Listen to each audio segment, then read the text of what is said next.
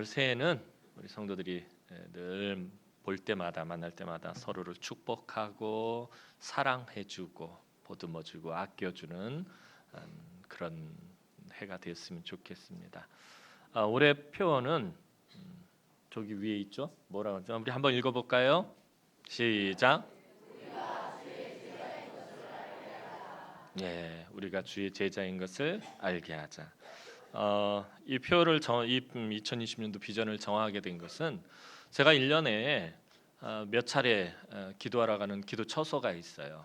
근데 작년 가을에 기도하러 갔다가 그 교회에 어려움이 참 많았어요. 근데 목사님과 성도들이 똘똘 뭉쳐가지고 그 고난을 이겨내면서 교회 건축도 하고 근데 그 성도들이 다 어떻게 기도를 하냐면 그 고난의 시간을 통해서 우리가 주님의 제자인 것이 나타나게 해주십시오라고 그렇게들 기도를 얼마나 뜨겁게 하는지 몰라요.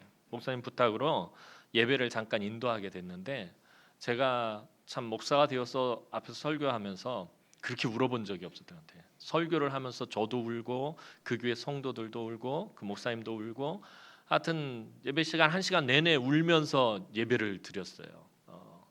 얼마나 울었는지 눈이 저도 막 퉁퉁 붓고 나중에 막 목소리도 제대로 안 나오고 막 기도할 때 또 통곡하고 근데 성도들도 그러고 근데 그 성도들이 한결같이 기도하는 것이 이 고난의 시간, 이 힘들고 어려운 시간들을 통해서 이걸 극복하게 해주십시오라고 기도를 하는 것이 아니라 이 문제가 해결되어지게 해주십시오, 이 어려움이 나에게서 떠나가게 해주십시오라고 기도를 하는 것이 아니라 이 고난을 통해서 이 어려움을 통해서 이 힘든 일들을 통해서 우리 교회가 주의 제자인 것이 드러나게 해주십시오라고 그러고 기도를 하는 거예요. 그것 때문에 제가 얼마나 은혜를 받았는지 그래서 우리 교회도 내년에는 우리가 주의 제자인 것을 알게 하자. 어떤 상황, 어떤 형편, 어떤 처지 가운데서라도 우리 성도들 한 사람 한 사람을 통해서 주의 제자인 것이 온 세상에 나타나고 우리 주변에 드러나게 하자라는 그런 감동을 받고 그래서 그런 취지로 이렇게 표어를 정하게 되었습니다. 올해는 목사님이 왜 저런 표어를 정했나 궁금해하실 것 같아서 먼저 말씀을 드립니다. 그래서 오늘 첫 예배에 우리가 주의 제자인 것을 알게 하자라는 그것을 가지고 이제 함께 은혜를 나눌까 합니다. 제자라는 개념에 대해서 언젠가 한번 말씀을 드린 것 같아요. 우리가 보통 생각하는 제자는 어떤 겁니까? 뭔가를 배우기 위해서 어떤 목적을 가지고 스승을 찾아요. 그죠? 선생님을 찾아갑니다. 우리가 아이들을 키우면서 그러잖아요. 아이들이 수학을 못하거나 영어를 못하면은 학원 선생님한테 그 아이를 보냅니다. 보내서 그 아이가 그러니까 목적을 가지고 선생님을 찾아가서 배웁니다. 예전에는 또 그랬고요. 홍길동을 보면 홍길동이 집에서 나와가지고 백운도사를 찾아가는데 산 넘고 물 건너서 산속 깊숙이 찾아가서 3년 빨래하고 3년 밥 짓고 3년 물 기른 다음에야 뭘 배울까 했더니 넌 다 배웠다 하산해라. 그러니까 제자가 스승을 찾아가는 게 우리가 보통 생각하는 그런 제자입니다. 어떤 목적을 가지고 스승을 찾아가서 배우는 것이 제자입니다. 근데 예수님에게 있어서 제자는 그런 개념이 아니었어요. 예수님의 12제자를 살펴보면 그 12제자가 예수님을 찾아와서 주님, 제가 주님에게 배우고 주님의 제자가 되고 싶습니다. 그런 것이 아니라 주님이 일일이 다 찾아가셔서 주님이 목적을 가지고 찾아가셔서 그들을 제자로 부르셨다라는 거예요. 그러니까 예수님에게 제자는 굉장히 특별한 의미가 있는 것입니다. 우리가 생각하는 그런 제자하고는 다른 거예요. 주님이 목적을 가지고 분명한 목적을 가지고 찾아가셔서 그들을 부르시고 그 목적에 맞는 제자로 부르시고 훈련시키신 다음에 그리고 그들을 다시 세상으로 보내시는데 이때 보내심을 받은 자들을 우리는 사도라고 하는 거예요. 그래서 사도행전을 보면은 제자들이 성령을 받고 이제 세상에 나가서 주님이 더 이상 이 땅에 계시지 않는데 세상에 나가서 복음을 증거하는 그들을 사도라고 부릅니다. 사도는 보내심, 특별한 목적을 가지고 보냄을 받은 자들. 제자는 특별한 목적을 가지고 부르심을 받은 자들. 이란 개념입니다. 그러니까 사도행전에서부터는 더 이상 제자들이 목적을 가지고 부름을 받고 훈련받는 단계가 아니라 성령을 받고 그들이 이제는 보냄을 받는 단계이기 때문에 사도행전에서부터는 제자라고 부르지 않고 사도들 그렇게 표현을 하고 있는 것입니다. 그러니까 이 제자라는 개념이 굉장히 중요한 것입니다. 오늘 본문을 통해서 이 제자, 주님께서 왜 우리가 제자인 것을 알게 하자라고 말씀을 하셨는지 우리 함께 살펴보면서 잠시 은혜를 나누었으면 좋겠습니다. 오늘 본문 말씀은 그리 밝은 분위기 속에서 제자들에게 주신 말씀은 사실 아닙니다. 내가 너희를 사랑한 것 같이 너희도 서로 사랑하라. 이로써 모든 사람들이 너희가 내 제자인 줄을 알리라. 이 구절만 보면은 굉장히 분위기도 좋고 따뜻하고 화기애애한 그런 분위기 가운데서 마치 주님이 제자들에게 따뜻하게 주신 그런 말씀 같습니다. 그러나 그렇게 밝은 분위기 속에서 주님이 주신 말씀은 결코 아니다라는 거예요. 요한복음 13장 전체를 살펴보면 이 요한복음 13장은 주님의 마지막 만찬을 기록해 놓은 장입니다. 이 마지막 만찬의 자리에서 제자들이 또 심하게 다툽니다. 주님은 이제 좀 있으면 몇 시간 후면은 제사장이 무리에게 붙잡혀서 온갖 고난과 고초를 당하고 십자가에 달려 죽으셔야 하는데, 그래서 제자들에게 마지막 그 유월절을 먹으면서 그들에게 마지막으로 뭔가를 좀 가르치시려고 그러는 그 자리에서 제자들은 또 심하게 다툽니다. 늘 말씀드렸던 것처럼 제자들이 항상 다퉜던 문제는 누가 크냐의 문제예요. 누가 더 잘났냐, 이거예요. 누가 크냐의 문제를 가지고 심하게 다투는 것을 보시고 주님 말없이 나가셔서 대야에 물을 받아다가 수건으로 허리에 동이시고 제자들의 발을 일일이 다 닦아 주십니다. 그렇게 서로 섬기는 제자도의 본을 보이셨어요. 내가 너희의 발을 씻겨준 것처럼 너희도 서로 그렇게 해라. 내가 이렇게 한 것은 너희에게 본을 보이기 위해서, 모범을 보이기 위해서 내가 이렇게 너희의 발을 씻겨주었다라고 말씀하십니다. 그리고서는 주님께서는 청천벽력 같은 말씀을 하십니다. 제자들 중에 한 사람이 주님을 팔 것이다 라고 말씀하십니다. 이에 제자들이 완전히 난리가 났어요. 막 술렁술렁이면서. 근데 그 틈에 가룟 유다가 주님을 제사장의 무리에 넘기기 위해서 그 자리를 슬며시 떠납니다. 그러자 남아있던 제자들에게 주님께서 주신 말씀이 바로 오늘 본문 말씀입니다. 그러니까 그 배경이 그렇게 좋은 배경 가운데 주어진 말씀은 아니다라는 것입니다. 이제 조금 있으면 주님은 제사장 무리에게 붙잡히시고 정말 큰 고난과 고초와 멸시와 수모를 다 당하게 되십니다. 따라서 고난을 앞에 두고 주님은 매우 비장한 마음으로 이 말씀을 주셨다라는 거예요. 그냥 주신 말씀이 아니에요. 죽음을 앞에 두고 고난을 앞에 둔 주님, 얼마나 그 마음이 무겁고 비장감에 넘치셨겠어요. 그런 뉘앙스로 지금 주신 말씀이 오늘 본문 말씀입니다. 우리 34절 말씀 한번 읽어보도록 하겠습니다. 34절 말씀입니다. 시작.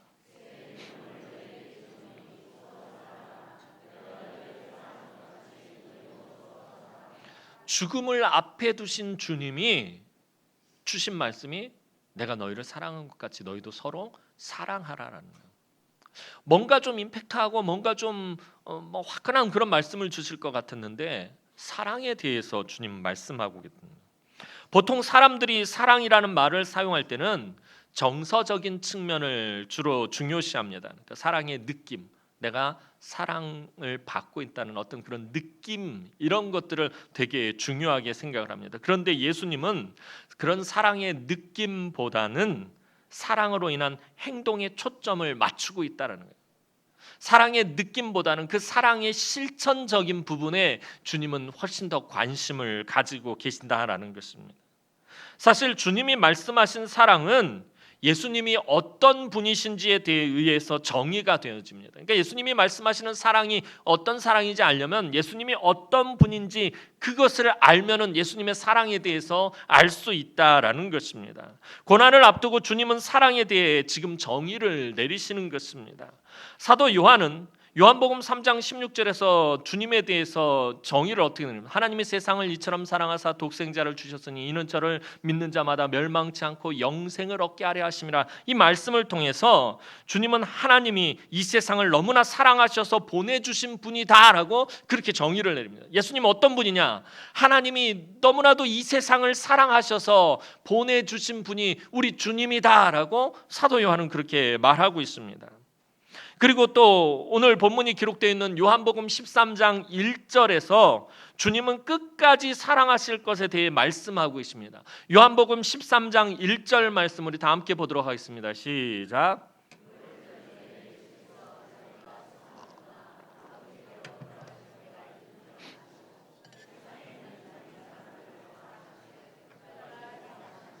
아멘. 예수님이 세상에 있는 자기 사람들을 사랑하시되 끝까지 사랑하시니라는 거예요. 예수님이 제자들에게 그 결정적인 순간에 썼던 말들이 끝까지라는 거예요. 내가 세상 끝날까지 끝까지 너희와 함께 있으리라. 주님께서 끝까지 사랑하시니라. 이게 예수님의 사랑의 모습을 나타내 주는 것입니다. 예수님은 그런 말로만 가르치시는 분이 아니다라고 제가 예수님에 대해서 이야기할 때마다 항상 드렸던 말씀이에요. 예수님은 한 번도 당신이 몸소 본을 보이지 않은 것은 절대로 요구하거나 가르치시지 않았다라고 제가 전에 여러 번 말씀을 드렸어요. 복음서를 여러분들 잘 읽어보시기 바랍니다. 예수님은 단 한 번도 당신이 몸소 본을 모범을 보이지 않은 것들은 제자들에게 요구하거나 가르치신 적이 없다라는 것입니다. 예수님은 끝까지 사랑하실 것을 우선은 제자들의 발을 씻기시며 그것을 보여주십니다. 이것은 단순히 제자들의 발을 씻기신 사건이 제자들의 발을 씻기신 상관, 서로 섬기고 헌신하라라는 그런 의미의 그런 부분만 우리가 관점을 가지고 바라보고 있는데 사실 예수님께서 제자들의 발을 씻기신 사건은 그렇게 간단한 사건이 아니다라는 거예요. 이제 곧 주님이 십자가에서 사람들의 모든 죄를 그분의 피로 씻어주실 것을 미리 보여주신 사건이 제자들의 발을 씻어주신 사건이에요. 사람의 몸 중에서 가장 지저분한 가장 더러운 그 발을 씻어주는 것. 이것은 이 당시에 종들이나 하는 짓이었어요. 일반 사람들 하잖아요. 주인이 바깥에 나갔다가 돌아오면 이 팔레스타인 지역은 매우 덥고 건조하고 먼지가 많은 그런 지역입니다. 신발도 샌들이라고 해서 이렇게 발가락 사이에 들어가는 그런 샌들을 신고 다니기 때문에 발이 가장 많이 더러워집니다. 가장 많이 지저분해집니다. 그래서 바깥에 나갔다 집에 들어오면 종들이 기다리고 있다가 이 주인의 발을 씻어주게 되어 있고요. 또 손님이 오면 제일 먼저 그 손님에게 해야 하는 일이 발 씻을 물을 주는 것입니다. 근데 이 발 씻는 건 종들이나 하는 짓인데 주님께서 제자들의 발을 씻겨주신 가장 더러운 부분을 씻어주신 것은 인간의 가장 더러운 죄를 주님의 피로써 씻어주실 것을 미리 보여주신 사건인 것입니다. 그래서 매우 중요한 사건입니다. 그리고 주님께서 너희가 서로의 발을 씻어줘라 라는 말은 이제 주님께서 이루신 그 십자가의 사건을 이제 제자들을 통해서 이루어 나가시겠다라는 말씀인 것입니다. 끝까지 사랑하시는 주님의 사랑은 바로 이 십자가에 의해서 정의되어집니다. 십자가는 주님의 사랑의 증거입니다. 이렇게 미리 본을 보이신 주님은 제자들에게 내가 사랑한 것 같이 너희도 서로 사랑하라. 그리고 이것이 너희에게 주는 새로운 계명이다라고 말씀하신 것입니다. 우리가 구약의 율법이나 계명을 생각할 때 구약 시대에 낡고 캐캐 묵은 것으로 그렇게 생각하고 소홀히 여기기가 쉽습니다. 하지만 하나님의 계명은 그 자체가 사람들을 향하신 하나님의 사랑의 극진한 표현입니다. 그래서 주님은 율법에 대해 가르치시면서 하나님을 사랑하고 이웃을 사랑하는 것이 곧 하나님의 계명이라고 말씀하신 것입니다. 사실 하나님의 계명은 시작부터 사랑의 법을 가르치고 있어요. 율법이 원래는 딱딱하고 엄하고 경직된 것이 아니라 사랑에서 시작하고 있는 것이다라는 것입니다. 왜냐하면 율법은 그것을 주신 분의 성품과 의지를 표현하고 있는 것이기 때문에 구약의 율법들, 계명들은 그것을 주신 분의 성품과 그것을 주신 의지를 표현하고 있는 것이다라는 것입니다. 그렇다면 율법을 주신 하나님의 성품은 어떠하냐는 거예요. 하나님의 성품은 사도 요한은 사랑 그 자체다라고 말하고 있어요. 하나님의 성품은 사랑 그 자체입니다. 따라서 하나님의 사랑의 의지가 아주 담뿍 담긴 것이 바로 율법인 것입니다. 레위기, 특별히 이 율법서, 가장 율법서 5권, 모세 오경, 토라를 말합니다. 창세기, 출애굽기, 레위기, 민수기, 신명기. 근데 이 중에서 가장 중요한 핵심적인 율법서가 뭐냐면 레위기예요. 이 모세 오경 중에 제일 가운데에 있어요. 이건 그만큼 되게 중요한 성경. 여러분들은 읽으면은 너무 사람 피곤하게 하고 지치고 여러분들 잠 안 올 때 읽는 성경을 레위기, 제사법을 잖아요. 예전에 한번 제가 농담 삼아 말씀드렸잖아요. 우리 어머니가 이렇게 밤에 잠을 잘 못 주무셔요. 불면증이 있어서. 그러면 제가 맨날 드렸던 말씀이 어머니 좋은 약이 있어요. 레민신을 드세요. 레민, 마이신도 아니고 레민신이 뭐냐? 레위기, 민수기, 신명기. 읽으시면 바로 주무십니다. 레위기 1장도 안 넘기시고 바로 주무시더라고요. 그만큼 사실 우리가 평상시 성경을 읽을 때 도외시하는 성경이 레위기예요. 아주 오래전 구약의 제사법, 이게 우리하고 또 오늘날 무슨 상관이 있나. 그런데 이게 너무나도 중요한 성경이 레위기예요. 레위기를 모르면은 우리가 하나님의 사랑을 알 수가 없어요. 레위기는 하나님의 백성들이 정결하고 거룩한 삶을 사는 방법에 대해 기록한 율법서입니다. 그런데 이런 레위기에서도 어김없이 하나님은 사랑을 명령하고 있다는 거예요. 제사법에 대해서 계속해서 언급하고 있는 것 같지만 그 제사법 중심의 한가운데 하나님은 레위기 19장 18절에서 이렇게 말씀하십니다. 레위기 19장 18절 말씀 보도록 하겠습니다. 시작.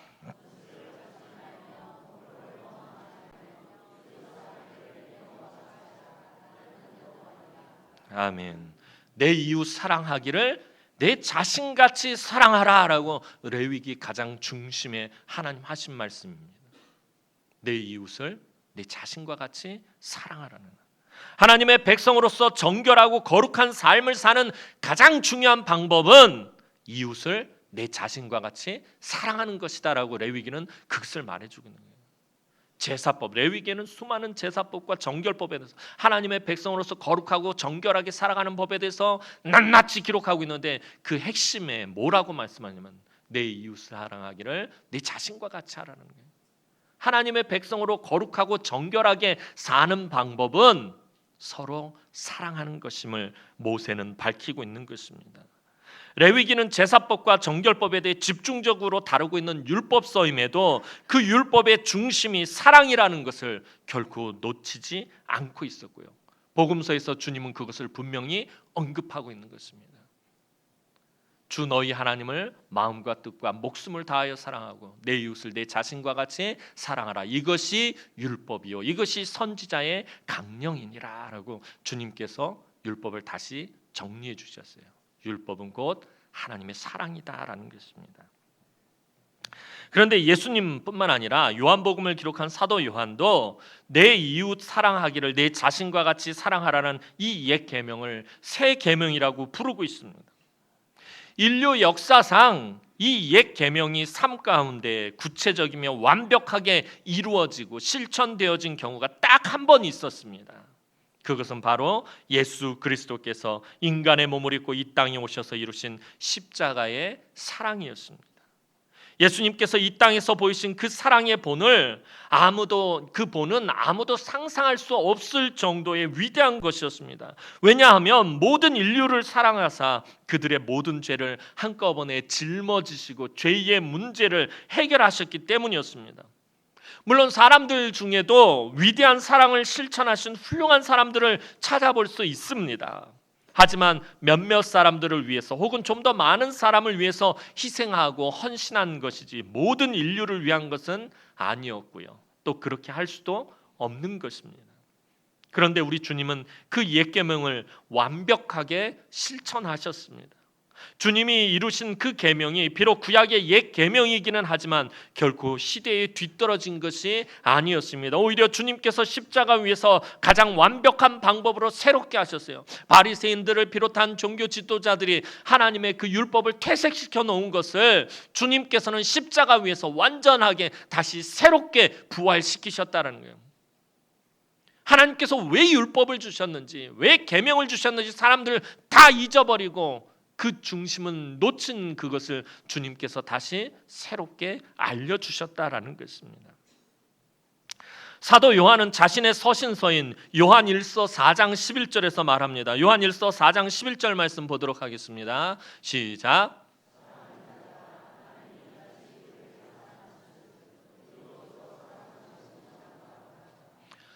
주님의 말씀을 사도 요한이 다시 그대로 말하고 있는 것입니다. 사랑하는 자들아, 하나님이 이같이 우리를 사랑하셨은즉 우리도 서로 사랑하는 것이 마땅하도다.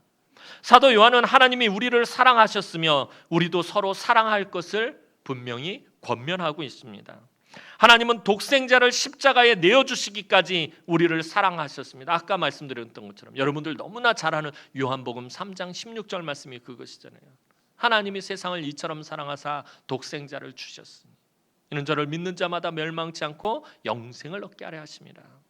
하나님이 독생자를 주신 이유가 뭐예요? 세상을 이처럼 사랑했기 때문에, 이토록 사랑하셨기 때문에. 하나님 세상을 너무나도 사랑하셨다는 거예요. 사람들을 너무나도 사랑하셔서 독생자를 내어주시기까지 우리를 사랑하셨습니다. 하나님이 독생자를 주신 것은 우리가 멸망치 않고 영생을 얻게 하기 위해서입니다. 그래서 다시 말해서 즉 하나님의 사랑은 우리를 살리는 사랑입니다. 그냥 사랑하신 것이 아니라 우리를 살리기, 영생을 주셨다는, 영원한 생명을 주셨다는 말은 우리를 죄악 가운데서 살려내셨다는 거예요. 우리를 살리는 사랑이 우리 하나님의 사랑이다라는 것입니다. 우리를 살리기 위해서 하나님의 아들을 십자가에서 우리 대신 죽기까지 아낌없이 내어주신 것입니다. 따라서 예수를 구주로 믿어 구원받은 우리가 서로 사랑해야 한다라는 말 속에는 하나님께서 나에게도 살려야 할 영혼을 맡겨주셨다라는 그런 의미도 담고 있는 것입니다. 너희가 서로 사랑하라라는 이 말 속에는 하나님께서 우리에게 살려야 할 영혼들을 맡겨주셨다라는 그런 의미가 담겨 있다라는 것입니다. 우리 그리스도인들은 나 한 사람 구원받고 끝나는, 나 한 사람 그냥 구원받고 복받고 끝나는 그런 인생이 아니다라는 것입니다. 우리 모두는 하나님의 놀라운 사랑에 빚진 자들입니다. 저와 여러분들이 얼마나 큰 빚을 지고 있습니까?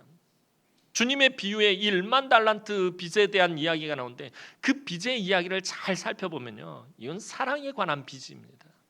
물질에 관한 빚이 아니라 사랑에 관한 빚이에요. 저와 여러분들은 아주 큰 빚을 진 사람들이에요. 빚진 자들이에요. 사랑에 빚진 자들이에요. 그런데 하나님은 우리가 그 빚을 분명히 갚기를 원하신다는 거예요. 조금도 빠짐없이 다 갚기를 원하신다는 거예요. 마지막 날 하나님 앞에서 그 빚을 계산해야 할 때가 반드시 온다라는 것입니다. 그럼 무엇으로 그 빚을 갚을 수 있는 것입니까? 사랑의 빚은 오직 무엇으로만 갚을 수 있다? 사랑으로만 갚을 수 있다는 거예요. 사랑의 빚은 오직 사랑으로만 갚을 수 있습니다. 다른 것으로 갚을 수 없어요. 여러분들이 아무리 돈이 많고 여러분들이 아무리 지식이 많고 여러분들이 아무리 가진 것이 많아도 그것으로는 절대 갚을 수 없습니다. 사랑의 빚은 오직 사랑으로만 갚을 수 있습니다. 그래서 주님은 반드시 우리가 서로 사랑해야 할 것을 말씀하고 계시는 것입니다. 사도 바울은 로마서 13장 8절에서 사랑의 빚을 지라고까지 말하고 있어요. 로마서 13장 8절 말씀 보도록 하겠습니다. 시작.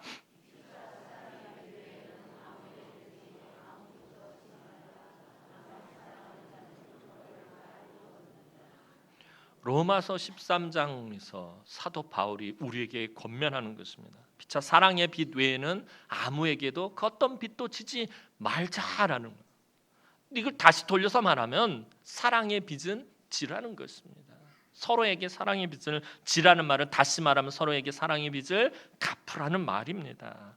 빚진 자에게는 갚아야 할 의무가 있습니다. 우리가 예수 그리스도를 구주로 영접하고 믿는 순간 우리는 엄청난 빚을 진 사람들이 됩니다.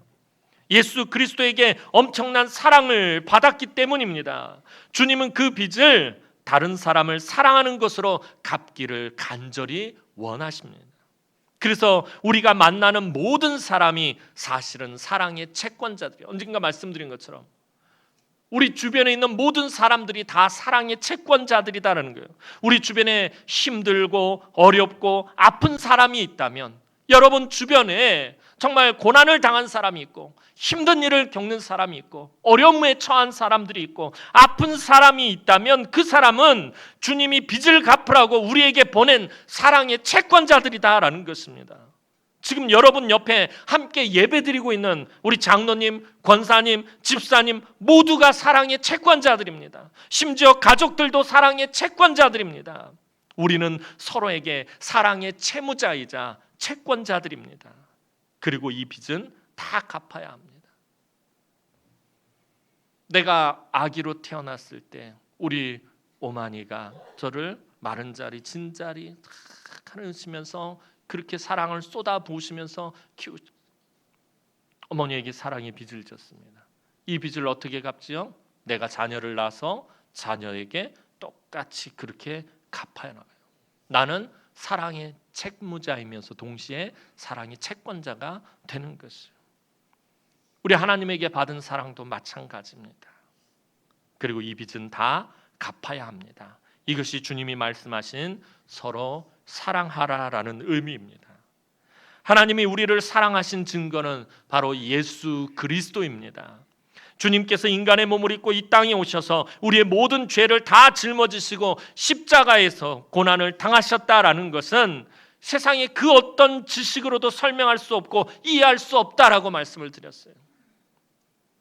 하나님이 인간의 몸을 입고 이 땅에 내려오셔서 인간의 모든 죄를 짊어지시고 그 십자가에서 죽기까지 희생하신 것, 이건 무엇으로 설명하고 무엇으로 이해할 수 있어요? 세상의 지식으로는 절대 설명할 수 없고 이해할 수도 없습니다. 그것은 오직 하나님께서 우리들을 너무나도 사랑하셨다라는 것 외에는 설명할 길이 없습니다.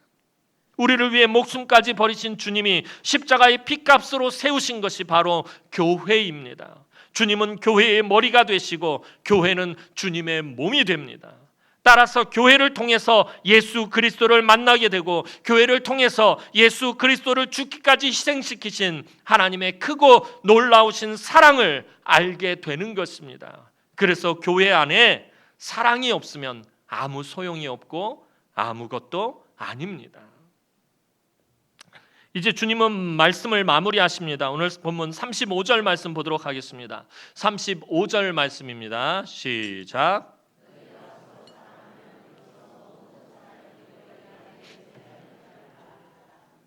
아멘. 무슨 말이냐 하면 사람들이, 이웃들이, 가족들이 성도들의 관계 속에서 하나님의 사랑을 볼 수 있어야 한다는 거예요.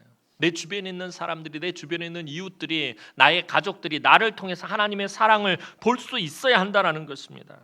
고난을 앞에 두신 주님은 이제 곧 제자들과 더 이상 이 땅에서 함께하지 않으실 것을 염두에 두고 계셨어요. 제자들과 이제 이 땅에서 헤어져야 한다라는 것을 염두에 두고 계셨습니다.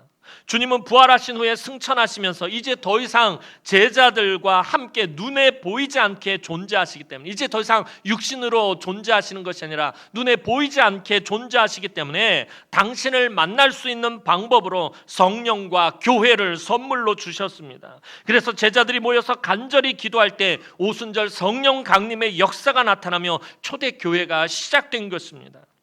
성령이 충만한 제자들이 나가서 복음을 전할 때 수많은 사람들이 예수를 믿게 되었습니다. 하루에 3,000명, 5,000명이 주님께 돌아오는 것은 제자들의 능력이 탁월하거나 뛰어났기 때문이 아니라 제자들을 통해서 예수 그리스도의 사랑이 나타났기 때문입니다. 베드로가 나가서 예수 그리스도에 대한 복음을 선포했을 때 많은 사람들 3,000명, 5,000명이 돌아온 것은 베드로가 능력이 있어서가 아니라 베드로를 통해서 그리스도의 사랑이 나타났기 때문이다라는 것입니다. 제자들은 이제 더 이상 누가 크냐의 문제로 다투거나 싸우지 않았어요. 제자들의 고질병, 주님이 공생의 기간 내내 정말 주님의 속을 빡빡 썩였던 것이 뭐냐면 이 제자들의 고질병, 누가 크냐의 문제로 맨날 싸우고 시기하고 다투고 서로 흠집내고 서로 생채기를 냈던 이것이 이제 해결이 되었다라는 것입니다. 성령이 임하고 나서 오순절날 성령 강림 사건 이후로 제자들이 다시는 누가 크냐의 문제로 다투거나 싸우지 않았다라는 것입니다. 주님이 마지막 잡히시던 밤에 부탁하신 것처럼 이제는 서로의 발을 씻어주는 관계가 되었습니다. 성질이 급하고 다혈질이며 예수님을 모른다고까지 부인했던 베드로는 그의 서신서에서 분명하게 밝히고 있습니다. 베드로전서 4장 8절 말씀 보도록 하겠습니다. 베드로전서 4장 8절 말씀입니다. 시작.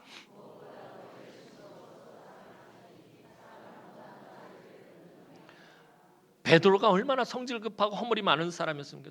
베드로는 늘 품에 칼을 들고 다녔던 사람이었어요. 정말 거친 사람이었어요. 그가 품에 있던 칼을 뽑아가지고 예수님 잡히실 때 말구의 귀를 칠 정도로 그렇게 거칠었던 사람이었어요. 주님을 모른다고 부인했고 허물이 너무나도 많았던 사람이었어요. 그런 베드로가 하는 말이 무엇이에요? 무엇보다도 뜨겁게 사랑할지니 사랑은 허다한 죄를 덮느니라 라고 말하고 있어요. 자신의 허물이 누구보다도 많았던 베드로는 다른 사람의 허물을 덮어주는 사랑의 사람이 되어 있었고요. 또 마가복음 3장을 보면 보아너게, 즉 우레의 아들이라고 주님에게 불렸던 요한과 야고보가 형제인데 이 둘도 보통 내기들이 아닌 거예요. 얼마나 성깔이 있고 얼마나 셌는지 주님이 이들을 뭐라고 별명지어 불렀냐면 보아너게라고 불렀다는 거예요. 우레의 아들이라는 거예요. 주님 그냥 불을 내려서 그냥 다 태워버리시죠 마냥. 말 안 듣는 놈들 그냥 싸그리 그냥 다 끝장내버리시죠 마냥. 보통 성질들이 아니었다라는 거예요. 그래서 주님이 오죽했으면 우레의 아들이라고까지 그렇게 불렸던 그 요한은 우리가 서로 사랑하자라고 끊임없이 외치는 사랑의 사도로 변해 있었다라는 것입니다. 그러자 많은 사람들이 이 제자들을 통해서 하나님의 사랑을 알게 됐어요. 서로 사랑하고 서로의 발을 씻어주는 이 제자들의 모습을 통해서 하나님의 사랑을 알게 되었고 제자들을 통해서 예수 그리스도를 만나게 되었고 교회 안으로 들어오게 되었습니다. 이것이 너희가 내 제자인 줄 알리라 라는 말씀의 의미인 것입니다. 이 말씀은 단순히 제자인 줄 안다라는 그런 소극적인 의미가 아니에요. 이 원래 말씀의 이 원래 의미는 굉장히 능동적인 의미를 담고 있는 말씀입니다. 적극적으로 제자인 줄 알게 하라라는 말씀입니다. 제자인 줄 알리라라는 소극적인 말씀이 아니라 너희가 나의 제자인 줄 알게 하라, 알게 만들어라라는 굉장히 능동적이고 적극적인 그런 의미를 담고 있는 말씀인 것입니다. 우리가 주님의 사랑으로 서로 사랑하는 것이 바로 복음의 역사인 것입니다. 사랑하는 성도 여러분, 하나님은 우리를 너무나도 사랑하셨습니다. 그리스도의 희생을 통해 이미 그 사랑을 확증하셨습니다. 주님, 하나님 우리를 정말 사랑하시는 건 맞습니까? 우리가 고난을 당하고 어려움을 당하고 심한 문제가 생기면 지난 금요철야 때 말씀드린 것처럼 마치 내가 막 벌을 받고 있는 것 같은 그런 삶을 살고 있습니다. 삶이 너무 고통스러워서 내가 지금 벌 받고 있는 거 아닌가라는 생각이 들 때 우리 입에서 나오는 말이면 하나님 정말 날 사랑하시기는 하시는 건가요? 나를 정말 사랑한다면 내가 왜 이런 고난을 당하고 왜 이런 어려움을 당하느냐고 우리 입에서 그렇게 나올 때가 참 많습니다. 그런데 그렇게 말하는 우리에게 하나님은 분명히 당신의 사랑을 확증하셨다라고 말씀하세요. 당신의 사랑의 증거를 보여주신다라는 것입니다. 그것이 로마서 5장 8절 말씀입니다. 로마서 5장 8절 말씀 보도록 하겠습니다. 로마서 5장 8절 말씀입니다. 자막이 준비가 안 됐나 보네요. 제가 읽어드리도록 할게요. 로마서 5장 8절 말씀입니다. 우리가 아직 죄인 되었을 때에 그리스도께서 우리를 위하여 죽으심으로 하나님께서 우리에 대한 자기 사랑을 확증하셨느니라. 우리가 아직 죄인 되었을 때에 그리스도께서 우리를 위하여 죽으심으로 우리에 대한 자기의 사랑을 확증하셨다는 거예요. 예수의 십자가가 하나님의 사랑의 확증이다라는 거예요. 하나님 언제 우리를 사랑하셨습니까? 하나님 나를 사랑하신 거 맞습니까? 라고 우리가 그렇게 원망하고 불평하고 한탄할 때 하나님은 내가 독생자를 십자가에 이미 못 박혀 죽게 함으로 나의 사랑을 확증했다, 보여줬다라고 말씀하신다는 거예요. 그래서 우리가 예수 그리스도를 믿고 구주로 영접할 때 하나님의 놀라우신 사랑을 알게 되는 것입니다. 그리고 그 사랑이 우리 안에 충만하게 되는 것입니다. 우리가 교회 안에서 그 사랑으로 서로 사랑할 때 하나님의 사랑은 더욱 풍성해지게 되어 있습니다. 우리가 서로 사랑할 때 그 사랑이 더욱 퍼져나가게 되어 있습니다. 우리가 서로 사랑할 때 그 이름이 온 땅에 퍼져나가게 되어 있습니다. 이처럼 교회 안에서 성도들이 서로 사랑하기만 해도 놀라운 복음의 역사가 나타나게 되어 있습니다. 요즘 한국 교회들을 한번 살펴보시기 바랍니다. 분쟁이 있고 다툼이 있고 갈등이 있고 싸움이 있는 교회에서는 절대로 복음의 역사가 강하게 나타나지 않는다라는 것입니다. 서로 미워하고 서로 분내고 서로 증오하는 교회에서는 복음의 역사가 나타나지 않습니다. 그러나 성도들이 서로 사랑하고 아껴주고 귀한 성도의 교제가 있고 서로의 허물을 덮어주고 보듬어주는 그런 교회는 복음의 역사가 왕성하게 나타난다라는 것입니다. 오늘 우리 남흥의 성도들을 통해서 하나님의 사랑이 온전하게 이루어지기를 소망합니다. 여러분들이 서로 사랑할 때 복음의 역사가 우리 교회 안에서 왕성하게 나타나기를 소망합니다. 우리 성도들 올 2020년도 새해에는 주님의 말씀에 순종하여 서로 사랑함으로 우리 주변의 많은 사람들이 우리가 주님의 제자인 것을 알게 되는 그 복음의 역사가 불같이 일어났으면 좋겠습니다. 우리가 서로 사랑하는 가장 손쉬운 방법이 무엇입니까? 주님, 우리가 서로 사랑하라고 말씀하셨는데 우리가 서로 사랑하는 가장 손쉬운 방법이 무엇입니까? 그것은 서로를 위해 기도하는 것입니다. 복음서를 보면 주님 말씀하셔요. 너희가 원수를 사랑하라라고 말씀하시고, 또 다른 곳에서 뭐라고 말씀하시냐면 너희는 원수를 위하여 기도하라라고 말씀하셔요. 이 말은 사랑하라라는 말과 기도하라는 말을 주님은 동격으로 보고 계신다라는 거예요. 서로 사랑하는 것, 다른 사람을 위해서 기도해 주는 것입니다. 가장 손쉬운 방법, 기도해 주는 것입니다. 그래서 제가 올해 시작되자마자 지금 신년 특별 금요 기도회로 모여서 우리가 함께 서로 기도하자라고 말씀을 드린 이유가 거기 있는 것이에요. 우리가 서로를 위해서 기도하는 시간, 사실 금요 기도회 때밖에 없는 것 같아요. 새벽에는 주로 우리가 개인적인 기도를 하고 또 그렇잖아요. 또 그 외에도 보통 우리가 우리의 문제를 놓고 하나님 앞에 기도하지 다른 사람의 문제를 놓고 다른 것들을 놓고 기도하는 시간도 별로 없잖아요. 금요 기도회 때는 우리가 끝나고 기도의 제목을 제가 주면서 그것을 놓고 그 주제를 놓고 우리가 기도하는 거예요. 다 주로 다른 사람을 위해서 우리가 기도하잖아요. 나라와 민족을 위해서 기도하고 한국 교회를 위해서 기도하고 또 교회를 위해서 기도하고 우리 다음 세대들을 위해서 기도하고 아픈 사람들을 위해서 기도하고 우리 선교사님을 위해서 기도하고 우리가 다른 사람을 위해서 이렇게 기도하는 것이 서로 사랑하라라는 이 말씀을 실천하는 가장 쉬운 방법이다라는 것입니다.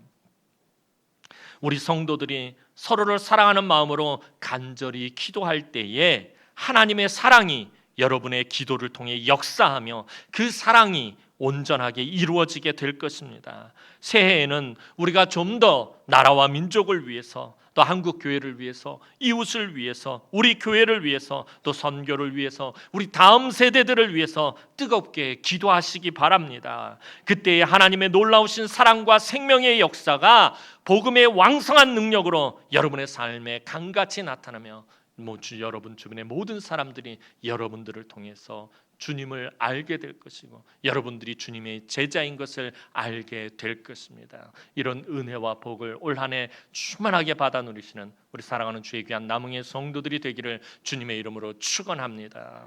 기도드리겠습니다. 사랑과 은혜가 많으신 아버지 하나님, 은혜와 사랑을 진심으로 감사를 드립니다. 오늘도 아버지 하나님 주신 이 말씀 붙들고 올 한 해 우리가 살아가게 하여 주옵소서. 새 계명을 너희에게 주노니 서로 사랑하라. 내가 너희를 사랑한 것 같이 너희도 서로 사랑하라. 너희가 서로 사랑하면 이로써 모든 사람이 너희가 내 제자인 줄 알리라. 이 말씀 붙잡고 우리가 서로 사랑하며 제자의 삶을 살아갈 수 있도록 하나님 축복하여 주시옵소서. 감사를 드렸고 예수님의 이름으로 기도하옵나이다. 아멘.